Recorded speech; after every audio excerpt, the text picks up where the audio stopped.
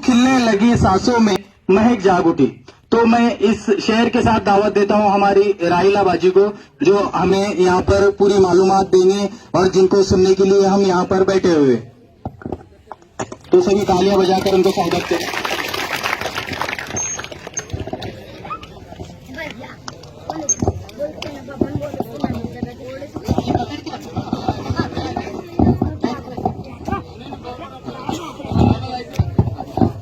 अस्सलाम वालेकुम।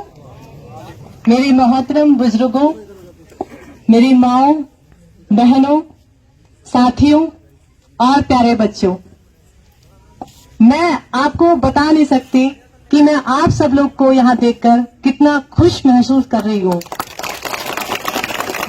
आप लोगों ने अपना इतना कीमती टाइम हमें दिया और इतनी तादाद में मुझे सुनने आए, इसके लिए मैं आपका दिल से, दिल की गहराइयों से शुक्रगुजार हूँ, इस्तकबाल करती हूँ, स्वागत करती हूँ। हम एक गौर फिक्र लेके चले हैं कि जो हमारी मीर कौम है, जो हमारा इतिहास रहा है और जो आज का मीर है, क्या उसमें फर्क आ गया? आज कहाँ खड़े हैं हम और पहले कहाँ खड़े थे? इस गौर फिक्र को लेकर मैं आप सबके सामने आई हूँ। मैं मेवात के उस सरजमी से हूँ जहाँ से नबियों का काम लिया गया, मतलब तबलीग का काम लिया गया। मैं उस मीर कौम की बेटी हूँ जिसे गांधी जी ने रीढ़ की हड्डी कहा था। रीढ़ की हड्डी समझते हैं ना आप लोग? अगर रीढ़ की हड्डी नहीं है तो शरीर काम नहीं करता। तो ऐसी कौम जिसके बिना देश काम नहीं कर सकता, एक महान पुरुष ने उस कौम को रीढ़ की हड्डी कहा। तो हमें फक्र होना चाहिए कि हम उस कौम से हैं। मैं उस कौम की बेटी हूँ जिसने मुल्क की, वतन के लिए हजारों शहादतें दी, हजारों कुर्बानियां दी। किसी भी कौम को जिंदा रखने या उसे आगे बढ़ने में तभी मदद मिलती है जब उस कौम को, उस कौम के नौजवानों के सामने, उस कौम की नई नस्लों के सामने, उस कौम के जो बुजुर्ग थे उनकी दास्तां रखी जाए, उनके दस्तूर रखे जाए कि किस तरह से उन्होंने इस कौम को यहाँ तक पहुंचाया, कैसी उनकी बोली भाषा थी, कैसा उनका कल्चर था, कैसे उनकी रहन सहन था और किस तरह की उनकी बहादुरी के कारनामे थे, ताकि हमारी जो नई नस्ल के बच्चे हैं, जो नई नस्ल के नौजवान हैं, उनमें जोश और उमंग भरे, अपनी कौम के लिए फिक्रमंद हो। किसी कौम के लिए उसकी जो नई नस्ल होती है, मतलब जो जवान तबका होता है, वो उस कौम की रूह होती है। अगर वही अगर नौजवान तबका बिगड़ जाए तो शायद वो कौम तबाह और बर्बाद हो जाती है।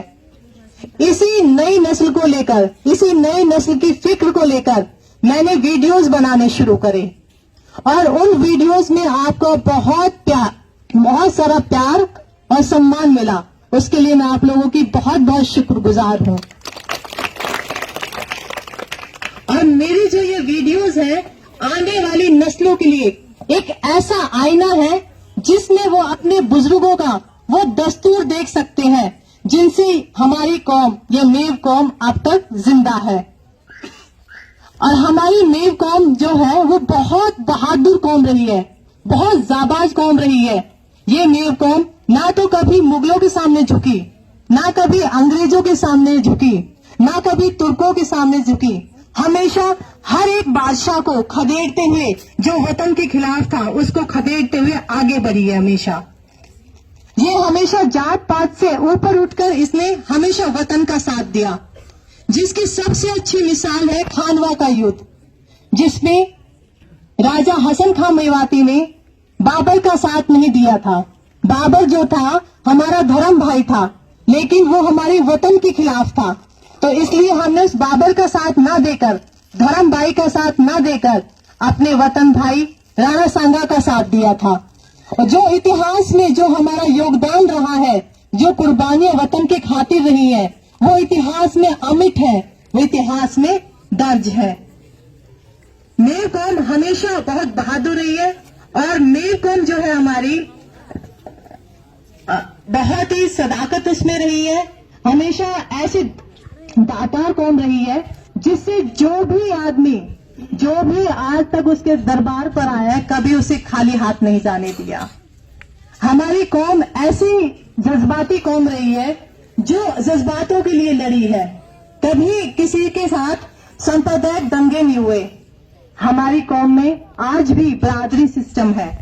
कुछ भी ऊंच नीच हो जाती है तो हम बाहर का रास्ता नहीं देखते, अपनी बरादरी से ही हम सारा समझौता कर लेते हैं। जो भी फैसले हैं हमारी बरादरी कर लेती है। हमारी कौम ऐसी कौम है, एक ऐसी वाहिद कौम है जिसमें भ्रूण हत्या नहीं होती। लड़कियों को मां की कोख में नहीं माना जाता, इसे एक बहुत बड़ा गुनाह माना जाता है।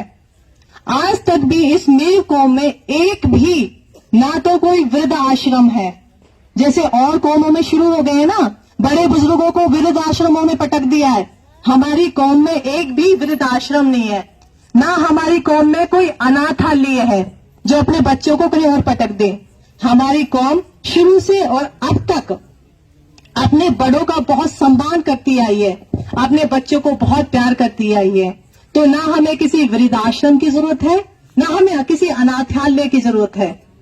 और अगर हम लिंग अनुपात का देखते हैं तो मेवात में लिंग अनुपात सब जगह से ज्यादा होता है। लेकिन इतनी सारी खूबियां हैं हमारी कौम में, साहसी भी है, दातार भी है, मेहमान नवाजी भी है, जाबाज भी है, सांप्रदायिक दंगे भी नहीं होते, बेटियों को कोख में नहीं मारते। फिर कोई तो कारण है, हम पिछड़ रहे हैं। हम और कौमों से तो बहुत पीछे है ना, तो ये पीछे किस लिए है? हमारे पास सिर्फ एक चीज नहीं है, वो एक चीज है तालीम। तालीम में हम बहुत पिछड़े हुए हैं। तारीख गवाह है कि जिस कौम के पास तालीम नहीं होती वो तरक्की तक नहीं पहुंच सकती। तो इसलिए मैं आप सबसे गुजारिश करूंगी कि अपने बच्चों को पढ़ाएं, अपनी बच्चियों को पढ़ाएं और कलम की ताकत से आगे बढ़ें। जब आप अपना एक बच्चा पढ़ाते हैं, अपना बेटा पढ़ाते हैं, तो एक घर को रोशन करते हैं। लेकिन जब आपकी बेटी पढ़ती है तो 2 खानदानों को रोशन कर रही है, 2 खानदानों को आगे बढ़ा रही है। और पढ़ाई की कोई सीमा नहीं होती। मैंने इंजीनियरिंग करी शादी तक, और शादी के बाद मैंने एमटेक करी, और आज भी मैं पढ़ रही हूँ, सीख रही हूँ, पीएचडी कर रही हूँ। तो जितना हम आगे पढ़ेंगे उतना आगे बढ़ेंगे। तो मेरे साथ एक बार जोर से लगा दीजिए, पढ़ेगा मेवाती तो बढ़ेगा मेवाती, पढ़ेगा मेवाती तो जोश नहीं आया अभी भी। कैसे पढ़ेंगे हम, हैं? हमारे बड़े बुजुर्गों में जोश नहीं है बच्चों को पढ़ाने के लिए। पढ़ेगा मेवाती, इंशाअल्लाह पढ़ेगा मेवाती। देखिए, जब मैंने इंजीनियरिंग करी तो इंजीनियरिंग करने के बाद मुझे एक अमेरिकन कंपनी में जॉब मिल गई। लाखों का पैकेज था। उस वक्त मेरे दिलो दिमाग में एक चीज थी कि ये मैं लाखों का पैकेज ले तो लूंगी, इससे मेरी तरक्की भी हो जाएगी, शायद मैं और बहुत आगे भी बढ़ जाऊंगी। लेकिन जिस कौम से मैं निकली हुई हूं, जिस कौम की मैं बेटी हूं, जिस कौम ने मुझे इतना प्यार सम्मान दिया, मैं उसके लिए क्या कर रही हूं? उस कौम के लिए भी तो मुझे वापस देना है। जिसने मुझे इतना कुछ दिया, उस कौम को मैं क्या दे रही हूं वापस? तो मैंने वो नौकरी छोड़ दी और मेवात के बीचों बीच एक इंजीनियरिंग कॉलेज है, उसमें मैंने नौकरी ली। और आज उसमें बहुत सारे मेवाती बच्चों को मैं पढ़ा रही हूं। और अल्लाह का शुक्र है कि बहुत सारी लड़कियां वहां से पढ़ के निकली, बहुत सारे बच्चे लड़के वहां से पढ़ के निकल रहे हैं। तो मैं ये चाहती हूं कि मैं यहाँ अकेली रहना खड़ी हूँ, ऐसी महिलाओं की लाइन लग जाए, हमारा समाज में ऐसी महिलाओं की लाइन लग जाए और हमारा समाज आगे तरक्की की तरफ चले। और किसी कौम की तरक्की तभी हो सकती है जब वो तालीम याफ्ता हो। तालीम का हमारी जिंदगी में बहुत बड़ा रोल है। चाहे तालीम दीनी और दुनियाई दोनों तरह की तालीम जरूरी है। जब अल्लाह पाक ने हमें इतना बड़ा काम दिया, नबियों वाला हमसे काम लिया, तो हम दीनी तालीम को कैसे छोड़ सकते हैं? आज दीनी और दुनियाई दोनों तालीमों की जरूरत है। और इन दोनों तालीमों के साथ ही हम तरक्की कर सकते हैं। ना दीनी तालीम को छोड़ के आगे बढ़ सकते हैं हम, ना सिर्फ दुनियावी तालीम से आगे बढ़ सकते हैं। तो हमारी कौम दोनों तालीमों को लेके चलेगी इंशाअल्लाह। उसके बाद जो और कौमें हैं, जो और कौम तरक्की की कतार में खड़ी है, उन्हीं कतार में हम भी खड़े हो सकते हैं। हैरत होती है कि हमारी कौम तरक्की और तालीम में है पीछे, जिस कौम का आगाज ही इकरा से हुआ, जिस कौम का आगाज ही इकरा से हुआ। हुजूर सल्लल्लाहु अलैहि वसल्लम के ऊपर जो पहली वही नाजिल हुई थी वो इकरा अल्फाज था पहला, मतलब पढ़ो। तो कितनी बड़ी चीज है पढ़ो, और आज फिर भी हम नहीं पढ़ रहे हैं। हुजूर सल्लल्लाहु अलैहि वसल्लम ने एक हदीस में कहा कि अगर एक वालिद अपने बेटे को बेहतरीन चीज दे सकता है तो वो है अच्छी तालीम। तो हम अपने बच्चों को अच्छी तालीम देंगे, अच्छे से पढ़ाएंगे, तभी तो उनमें शऊर आएगा। तालीम हमें कभी भी बिगाड़ती नहीं है। आज मैं कुछ अपनी बहनों से बात कर रही थी तो वो कह रही थी कि हम तालीम कैसे कराएं, आज का माहौल खराब है। तो मैं इनसे एक बात कहना चाहती हूँ कि माहौल किसने बनाया है? माहौल भी तो हमने ही बनाया है। माहौल जो खराब कर रहे हैं वो कौन है? हमारे अपने हैं, हमारे अपने बच्चे हैं। तो हम अपने बच्चों को सिखाएंगे कि माहौल सही रखें। हमारी जिम्मेदारी है कि हम अपने बच्चों को ऐसा माहौल दें ताकि वो आगे बढ़ सके, तरक्की के रास्ते पे चल सके। हम माहौल की वजह से अपने बच्चों को घर में बंद नहीं करें। अगर घर में बंद करेंगे तो माहौल तब भी ठीक नहीं होगा। अगर तालीम आएगी बच्चों में तो माहौल भी ठीक रहेगा। हमें चाहिए कि हम अपनी बेटियों को कहें कि अदब से चलें। हमें चाहिए कि हम अपनी बेटियों को कहें अदब से चलें, लेकिन इसके साथ अपने बेटों को भी सिखाएं कि नजर नीची करके चलें। ये नहीं कि सिर्फ बेटियों को कह दिया, हमारे बेटों को भी नजर नीची करके चलनी पड़ेगी। क्योंकि जब बहन को कोई कुछ होता है ना तो भाई को बड़ा दुख होता है। तो बहन, वो भी जिसके साथ अगर कुछ गलत हो रहा है तो वो भी किसी की बहन है ना। और मैं अपना जैसे बता रही हूँ तो मैं बहुत खुशकिस्मत हूँ कि मैं इतनी आगे तक पहुंची। और अगर इस चीज में मेरे माँ बाप साथ नहीं देते, मुझे उस तरह का माहौल नहीं देते, तो शायद मैं आपके बीच में आज यहाँ नहीं खड़ी होती। तो दो शख्स मेरी जिंदगी में बहुत अहम रोल अदा करते हैं। एक मेरे वालिद साहब जिन्होंने मुझे उड़ने के लिए पंख दिए, और दूसरे मेरे शौहर जिन्होंने उन पंखों को परवाज दिया। उन्होंने मुझे कभी उड़ने से रोका नहीं, हर पल हर जगह मेरा साथ दिया। इसके लिए उनका मैं शुक्रगुजार जितनी हूं शायद आपको वो चीज बता भी नहीं सकती। तो अगर तो मेरे अल्फाज रुकी गए जब इतनी बड़ी। मेरे शौहर बीमार रहते हैं, बहुत भयंकर बीमारी है, उसके बावजूद भी बिना रुके हमेशा मेरा साथ देते हैं। नहीं, जो गौर और फिक्र तुम लेकर चल रही हो, मैं तुम्हारे साथ हूं, मैं तुम्हारा साथ दूंगा, और इंशाअल्लाह हम कामयाब भी होंगे। जब हमारी फिक्र सही है, जायज है, तो हम कामयाब भी होंगे। मैं चाहती हूं कि जिस मुकाम पे मैं पहुंची हूं, मेरे बहुत सारे बच्चे उस मुकाम पे पहुंचे, और इस सफलता की एक चेन बन जाए ताकि हमें कोई रोकने वाला ना हो। मुगलों के टाइम पे, अंग्रेजों के टाइम पे हमें कोई रोकने वाला नहीं था, क्योंकि हमारे पास बहुत साहस थे, बहुत हम अच्छे तीरंदाज थे, लठैत थे। तो जैसे उस वक्त थे, तो आज मैं चाहती हूँ वैसे हमारे पास कलम की ऐसी ताकत आ जाए कि दुनिया हमारे सामने झुक जाए जैसे पहले झुकते थे। हमें रुकना नहीं है, हमें आगे बढ़ना है। तो इतनी बहादुर कौम हमारी रही है, उस कौम की बहादुरी के लिए हमें फिक्र करनी पड़ेगी। और इतनी बहादुर कौम के लिए एक नारा तो बनता है, जय मेर जय मेवाती, जय मेर जय मेर। अभी उतनी आवाज नहीं आई जितने हमारे बुजुर्गों ने कुर्बानियां दी हैं। जय मेर जय मेर जय मेवाती। तो इंशाल्लाह मैं इस फिक्र को लेकर आई हूँ, और आगे भी ऐसा नहीं है मैं अभी आई हूँ, इंशाल्लाह मैं आती रहूंगी। और जो हमारा ये बीसी का जो काम है, इंशाअल्लाह जितना हम इसमें रोल अदा कर सकते हैं, जहां से भी हम कागज जमा कर सकते हैं, जितनी भी हम आप लोगों की मदद कर सकते हैं, इंशाअल्लाह हर वक्त हम वहां मौजूद रहेंगे। जितनी कोशिश होगी उतना हम इसे आगे तक ले जाएंगे। और एक चीज और बताना चाहती हूँ कि जब हमारी यहाँ पे सबसे कम जितनी भी मैंने बात करी है, जितनी भी महिलाओं से औरतों से मैं मिली हूँ, तो सबने कहा कि हम 7वीं 8वीं तक पढ़ाया बच्चों को, उसके बाद नहीं पढ़ाते हैं।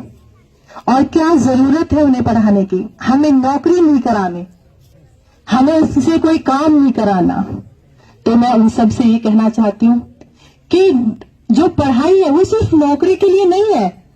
ठीक है, आज मैं नौकरी कर रही हूँ, लेकिन पढ़ाई से मेरे में शऊर आ गया है, मुझे अच्छे बुरे की पहचान पता लग गई है। और जब हम कहीं हमारी जो औरतें, घर की औरतें बीमार होती हैं, तो सबसे पहले हम देखते हैं कि उस हॉस्पिटल में जाएं या उस जगह जाएं जहां महिला डॉक्टर मिले।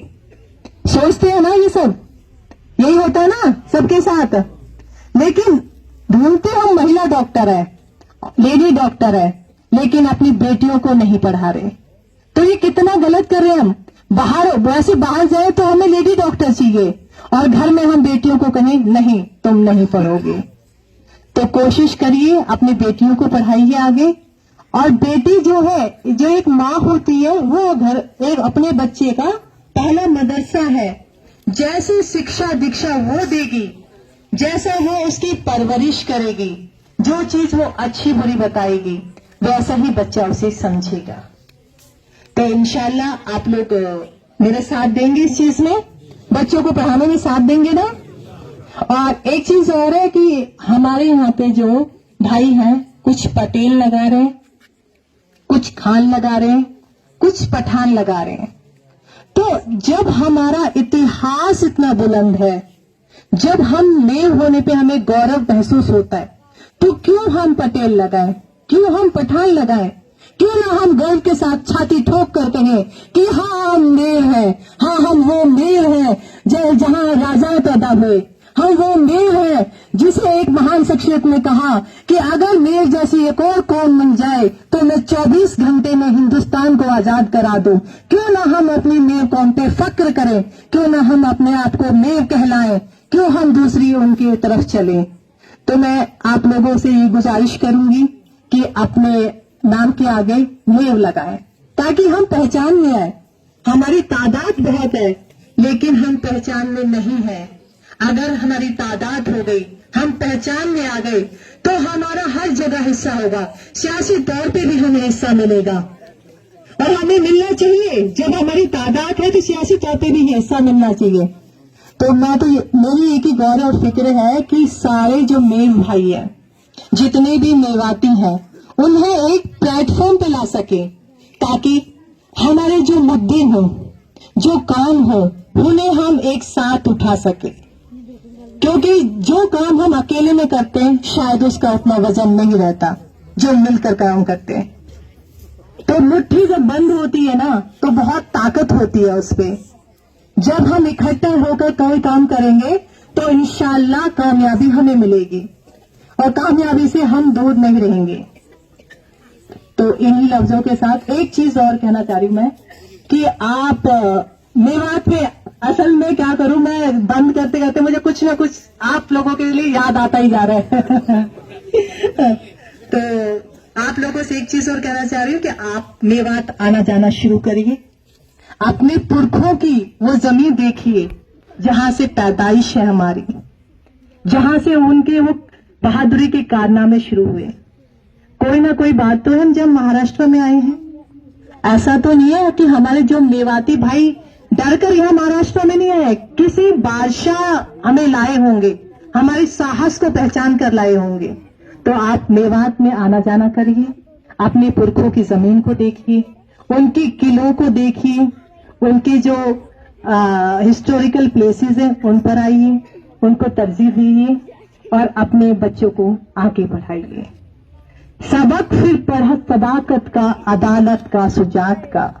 सबक फिर पढ़ सदाकत का, अदालत का, सुजात का। काम लिया जाएगा तुझसे दुनिया की इमामत का। काम लिया जाएगा जिससे दुनिया की इमारत। धन्यवाद। आगे बढ़ो, हम तुम्हारे साथ हैं। राइला बानो तुम आगे बढ़ो, हम तुम्हारे साथ हैं। ठीक है, इसी के साथ इस कार्यक्रम का खत्म हुआ।